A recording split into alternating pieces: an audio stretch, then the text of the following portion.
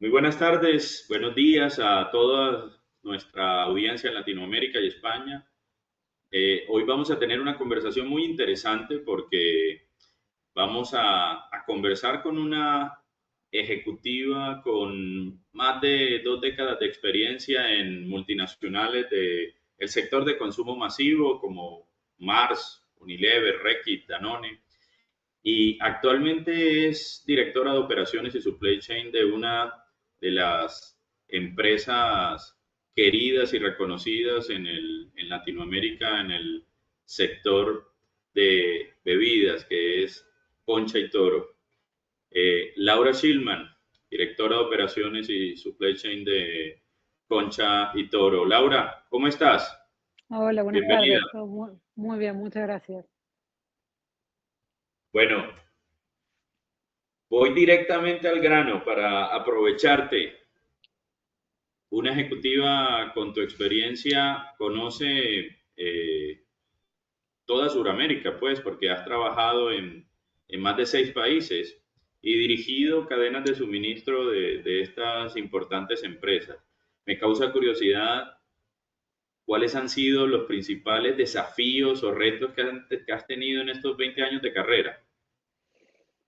A ver, en los años de carrera, principalmente en Latinoamérica y en muchas multinacionales que tienen contacto con países del exterior, Europa, que sus centrales están en Estados Unidos o en Europa, la característica de Latinoamérica es la complejidad económica, política y social que hace que una cadena de suministro, que uno la quiere planificar, nunca va a poder tener una muy buena accuracy. Siempre uno tiene que tener un grado de flexibilidad más alto que el promedio que se necesita en otro tipo de contextos y economía. Entonces, el mayor desafío es no solamente la cadena de suministro de por sí, el abastecimiento, los números, las plantas, la producción, sino además adaptarse a los diferentes contextos que se tienen social, económico y políticos en cada país que afectan absolutamente todos los planes del negocio y también de la cadena de suministro que busca la resiliencia en esos contextos.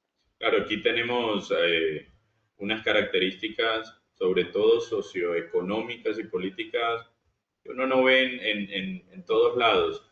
Y eso le ha imprimido, pues, mayor reto, pues, a la gestión, pues, de las cadenas que ha dirigido. Exactamente, realmente es cuando uno habla de SNOP o de planificación, o cuando habla de proyección de CAPEX o de inversiones a 3 años en un contexto como el de Argentina, uno va variando hacia realidad y uno tiene que ir adaptándose. Cuando uno trabaja en un contexto también como por ejemplo en el de Bolivia, también requiere de eso y eso requiere una adaptación porque por un lado una cadena de suministro no está cerrada actualmente a un solo país, sino que uno tiene contacto con importaciones, exportaciones, requerimiento de repuestos de materiales, y en estos contextos que uno tiene, que no fue solamente la pandemia, sino en estos cambios económicos, hace que la dinámica sea bastante más enérgica que el promedio que uno quisiese a veces. Curioso, curioso el adjetivo de enérgica, ¿no? Porque esa energía a veces no es ya una disrupción en cadena de suministro. Los países de los que has hablado han tenido eh, hechos bastante disruptivos políticos que esa energía a veces cae en forma de, de una situación inflacionaria complicada, un golpe de Estado, pequeños cambios, pequeños cambios. Exacto, que Ok, impactan de una manera muy fuerte. bueno, ¿y qué características crees que nos hacen, hablando del mercado de la TAM, ya que tu experiencia en consumo masivo es bastante amplia, qué crees que hace único pues, en Latinoamérica este tipo de negocios o de cadenas de suministro? ¿Has notado diferencias en la complejidad en todos estos países que has trabajado o más o menos son iguales? Sí. Cada uno tiene su característica, iguales no hay ninguno. También los rubros que se trabaja, si es consumo masivo de alimentos o es farmacéutico, también tiene una diferencia, pero la principal característica, yo creo que no es solamente dentro de la cadena de suministro en cada uno de los países, es la logística. la distribución que se tiene en el road to market es completamente diferente en una realidad de Brasil, con una amplitud de mercado y con un contexto de distancias, más beneficios fiscales, que eso hace una logística que tiene determinadas características, o un mercado como Perú, un mercado como Argentina, donde hay una proporción muy grande de mercados tradicionales en distribuidores que requiere un tipo de logística que tiene que estar adaptada al mercado. Esa es una de las principales características que he notado. Y hablando de Latinoamérica, ¿para dónde crees tú que van las tendencias o estos temas de consumo masivo? En general, los mercados están de los últimos años bastante difíciles, digamos, no vienen con esos crecimientos que venían antes, y las tendencias están yendo mucho hacia las operaciones logísticas tercerizadas, hacia la reducción de costos, hacia la eficiencia. Ya es una imperiosa necesidad, es la base de las agendas de trabajo. Cuando antes uno hablaba más de proyectos de inversión únicamente o de buscar espacios por crecimiento, hoy uno está buscando cómo hago sinergias, cómo optimizo, cómo busco una reducción de costos. Y el otro punto es el uso de la tecnología, cómo hago para incorporar tecnología en los procesos del día a día de la cadena de suministro. Son los dos fuertes puntos de trabajo que requiere Latinoamérica en función de la dimensión que tiene cada país y de este mismo que estaba hablando antes en cuanto a la distribución y al road to market que se tiene. Así que digamos que podríamos resumir estos temas en adaptabilidad, optimización y eficiencia y tecnología. Y fíjate que estás hablando de unos temas que son hoy en día generadoras de valor y no solo en el consumo masivo, ¿no? En múltiples industrias. Y sé que este tema además es un tema al que le pones mucho foco, en el sentido de que las cadenas de suministro en un contexto de negocios en donde hoy las cosas son mucho más cambiantes, volátiles, con una alta incertidumbre y especialmente también en Latinoamérica. Claro que en los otros continentes tampoco es que no haya, que haya poca incertidumbre, ¿no? Con todos estos temas de el nuevo mundo multipolar, las guerras y todo lo demás. Y un mundo mucho más complejo. Las cadenas de suministro, la gestión de nuestras cadenas ha pasado de ser ya solo un tema de planear y ejecutar operaciones a ser verdaderas palancas de valor para los negocios, para adaptarse a precisamente esos cambios y aún en medio de esas condiciones generar valor, adaptarse y seguir dando resultados. En este contexto, ¿qué recomendarías tú a otros directores, VPs, gerentes de operaciones y de supply chain en cuanto a la gestión de cadenas de suministro para activarlas como palancas de valor en verdad? Es clave para el mundo en el que vivimos y los desafíos que se tienen a nivel de negocio de cadena de suministros es a veces mirar más fuera de la cadena de suministro que dentro de la cadena de suministro. Mirando dentro del espacio que uno tiene, dentro de su propia operación, no va a entender para dónde va a estar necesitando el mercado y el negocio crecer.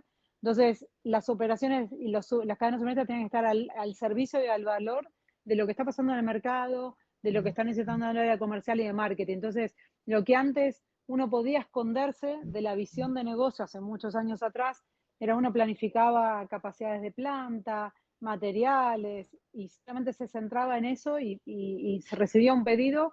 Hoy la cadena de suministro tiene que estar mucho más de la mano con las acciones comerciales, con cómo viene la tendencia de ese lado, cómo están los inventarios en las tiendas, porque desde ahí se tracciona cómo hago eficiente la cadena y cómo agrego ese valor al negocio. Hay un cambio que es sustancial, está de la mano de la tecnología y de la integración de este supply chain que antes estaba más separado y hoy uno habla de esta integración de abastecimiento, pero integración también con el negocio, no dentro de la operación. De hecho, me acabas de recordar con esas palabras que el término de supply chain es muy seductor, muy fancy, pero ya hoy en día nuestras cadenas ya no son ni cadenas, ni de suministro, ¿no? Son redes intrincadas y complejas de valor, precisamente. Y el mundo en el que nos desenvolvemos ya no es lineal, ya no es una cadena. Y hablando precisamente en algunas conversaciones en Supply Chain Masters, cuando nos reunimos con diversos ejecutivos, directores de supply chain, los insights más poderosos de las conversaciones que tenemos generalmente provienen de pensar fuera de la caja, como tú dices, de pensar afuera, no de pensar hacia adentro en la gestión endógena pues, de la cadena de suministro. Y agregaría algo más inclusive.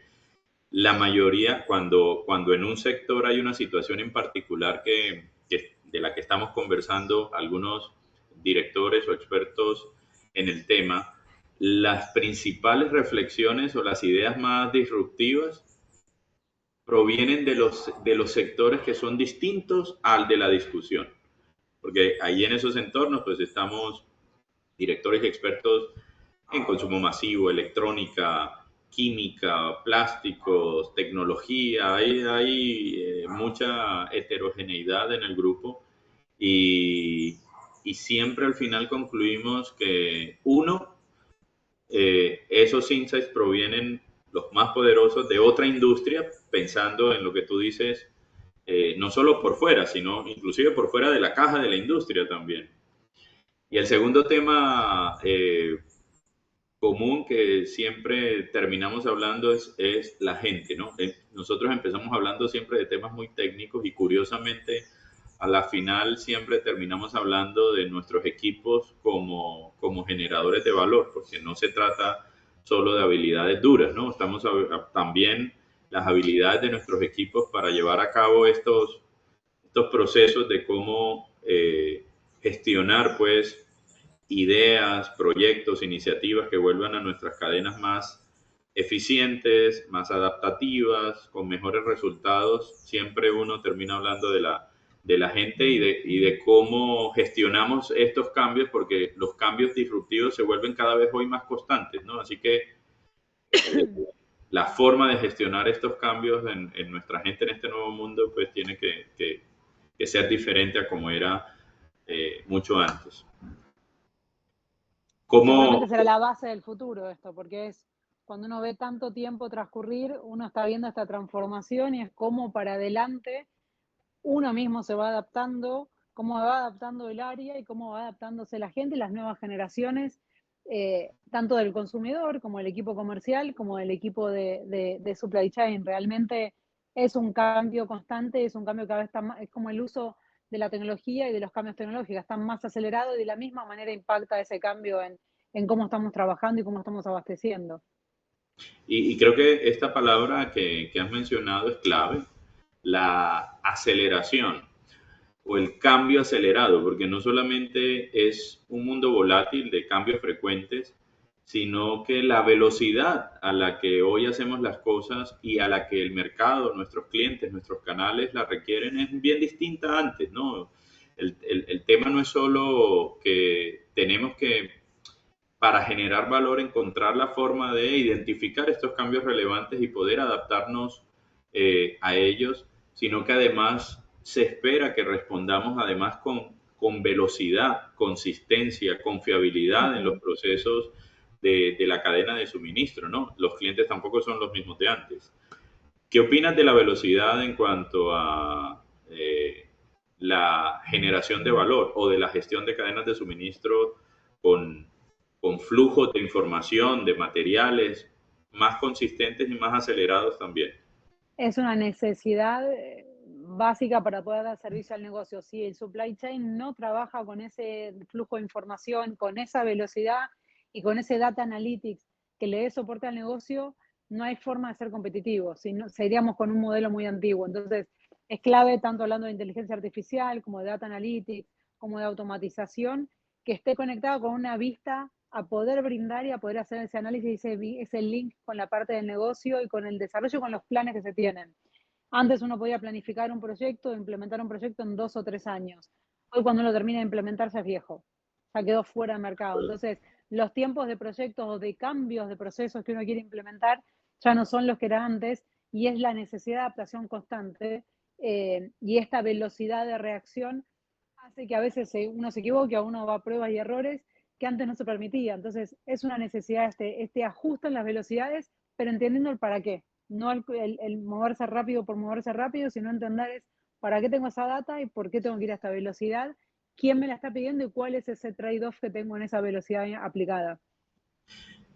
Interesante esto que acabas de decir acerca de lo que antes se permitía y ahora no se permitía y ahora sí, porque hablando de estos temas con otros expertos en adaptabilidad y ejecutivos también, caíamos en cuenta que la mayoría de los modelos de gestión de antes eran modelos que tenían algunos paradigmas que eran estáticos y además eran unidireccionales y que actualmente con todos estos temas de la adaptabilidad, los modelos que están funcionando mejor son bidireccionales. En otras palabras, no solamente se toman decisiones para intervenir partes de un sistema, sino que se necesita un feedback en otra dirección y la tecnología ha potenciado ese feedback con analytics, con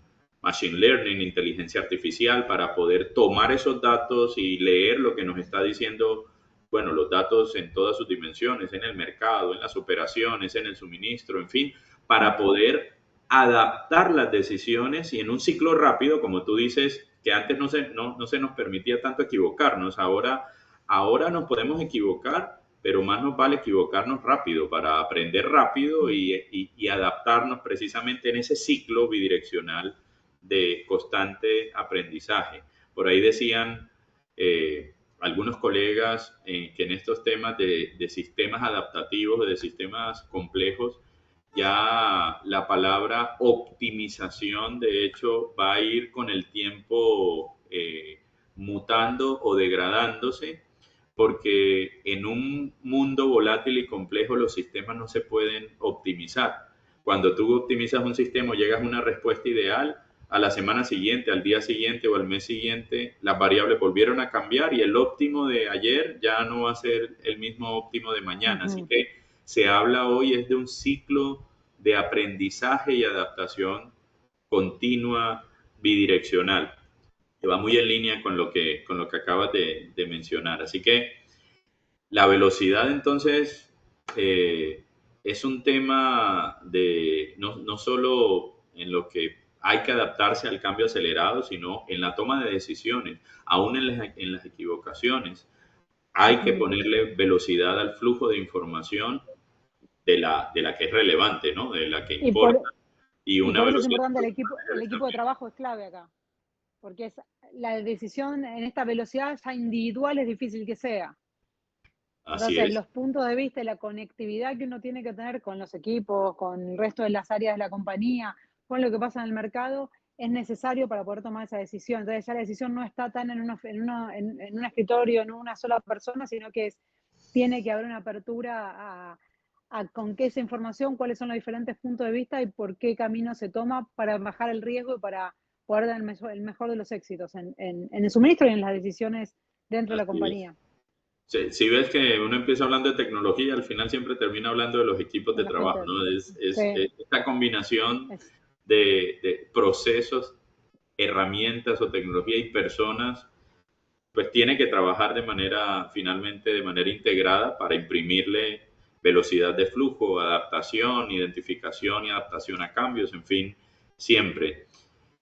Bueno, no, muy interesante. Creo que esto va muy en línea a las conversaciones que en grupo e individualmente hemos tenido con las particularidades y las vicisitudes que tenemos en América Latina, como tú lo decías al principio de la conversación. Laura, muchísimas gracias por aceptar nuestra invitación a este video podcast de Supply Chain Masters. Te deseamos muchísimos éxitos, que sigas cosechando no solo buenos vinos, sino buenos éxitos también en tu carrera. que sea Muchas la gracias. primera de otras conversaciones también. Muchas Muchísimas gracias. gracias por el espacio, por la invitación. A nuestra audiencia también, muchas gracias por su atención. Nos vemos en el próximo capítulo de Supply Chain Masters. Hasta pronto.